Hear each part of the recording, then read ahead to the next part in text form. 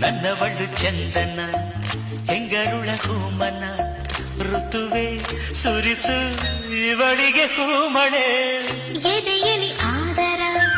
ತುಂಬಿರುವ ಸಾಗರ ನನ್ನ ದೊರೆಯ ಹೃದಯ ನಿವಾಸಿನ ಅರೆರೆ ನುಡಿದೆ ಕವನ ನುಡಿಸೋ ಕವಿಗೆ ನಮನ ಮಹಾಮೇಘಗಳೇ ಅಸ್ತು ದೈವಗಳೇ ಇಂಥ ಆಂತರ್ಯದ ಸೌಂದರ್ಯದ ಸೊಬಗು ಕಂಡಿರ ಎಲೆ ಹೊಂಬಿಸಿಲೆ